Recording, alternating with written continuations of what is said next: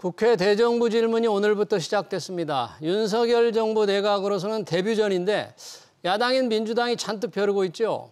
주요 경제 현안에 대한 민주당의 입장을 김성환 민주당 정책위 의장에게 들어보겠습니다.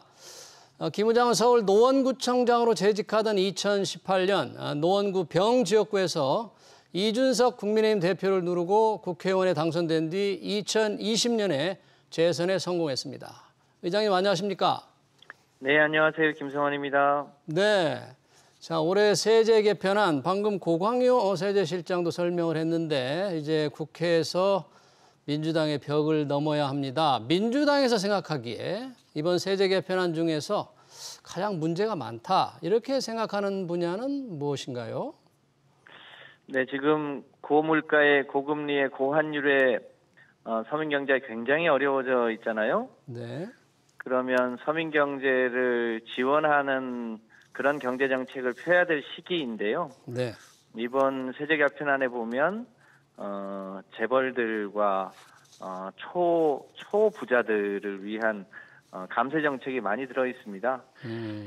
그 서민 경제가 어려워서 서민들을 도우려면 아무래도 재정이 필요하고 그럼 세금을 어디선가 충당해야 되는데 네.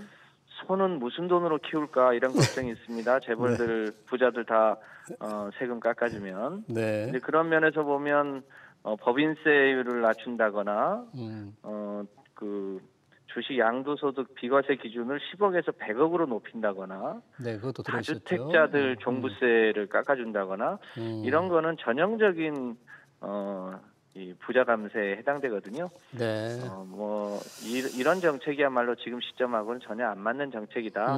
이렇게 생각하고 있습니다. 네, 법인세 최고세율, 주식 양도차익과세 100억 원까지 올리는 것, 종합부동산세, 다주택자 중과 폐지 이런 부분들이 문제가 많다고 생각하시는데 네.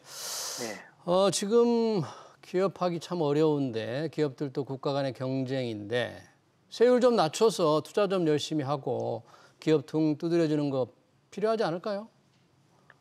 그 법인세는 성격상 그 기업이 투자하고 이익이 생기면 또 재투자를 하거나 고용을 늘리거나 이런 걸 다 하고 그러고도 남는 이익에 대해서 과세를 하는 거거든요. 그러니까 감세해주면 투자가 늘어날 것이다. 이거는 선후가 안 맞는 얘기입니다. 그리고 그 우리나라에 이제 소위 3천억 이상의 이익이 발생하는 기업에게 법인세를 부과하는 거거든요. 최고 세율 구간 말씀하시는 그렇습니다. 거죠? 네. 우리나라 법인이 83만 개쯤 되는데요. 네.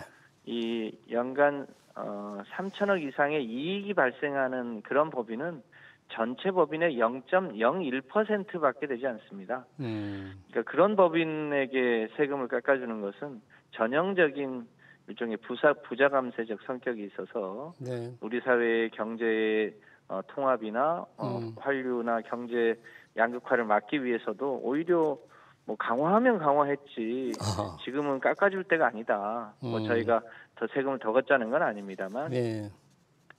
그래서 그런 면에서 보면 이 법인세를 낮춰주는 것이 특별히 더 경제를 활성화하는 데 크게 도움이 되지 않는다. 오히려 서민들의 재정 여건만 축내는 성격이 강하다고 보고 있습니다. 예.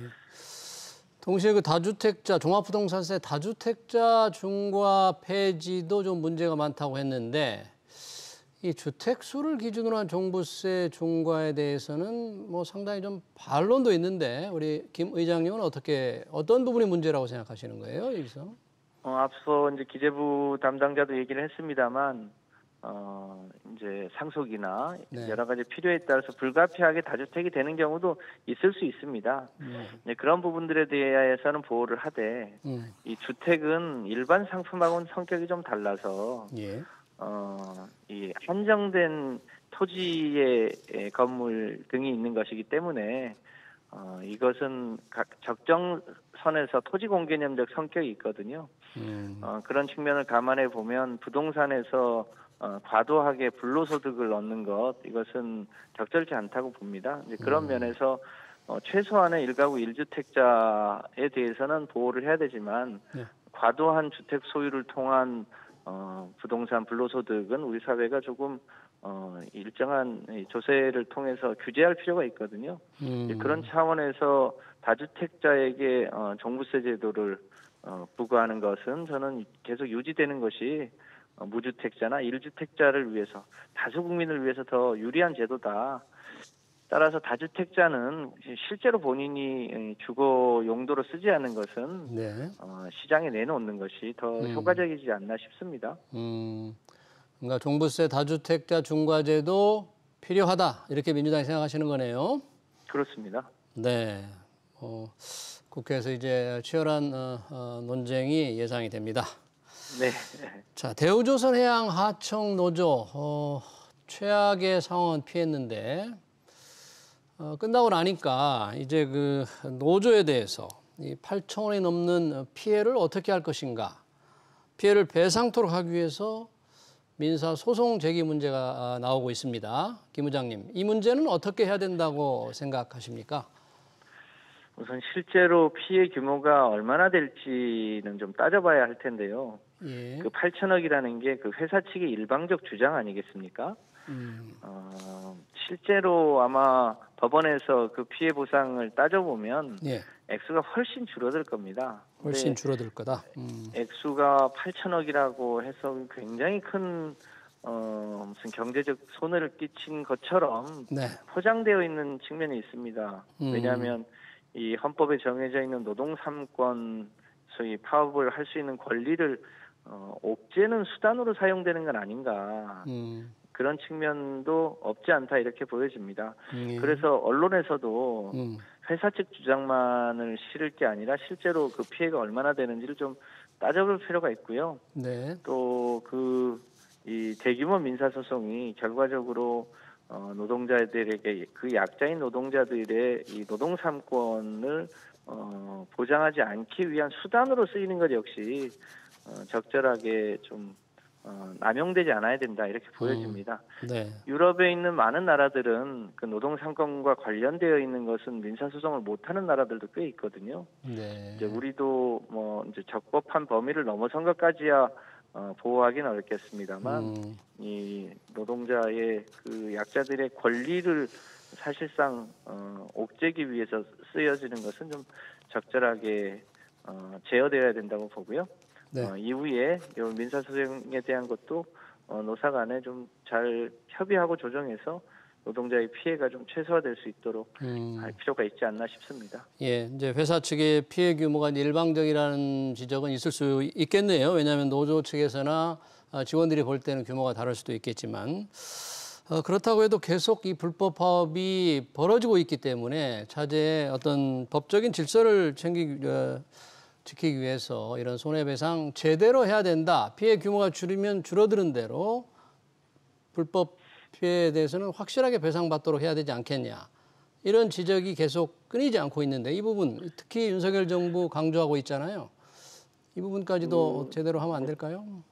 잘 아시겠습니다만 이번에 대우조선해양의 하청 노조들의 파업은 내부를 자세히 들여다보면 예. 그분들이 오죽하면 이렇게 했을까 싶은 대목이 많이 있습니다.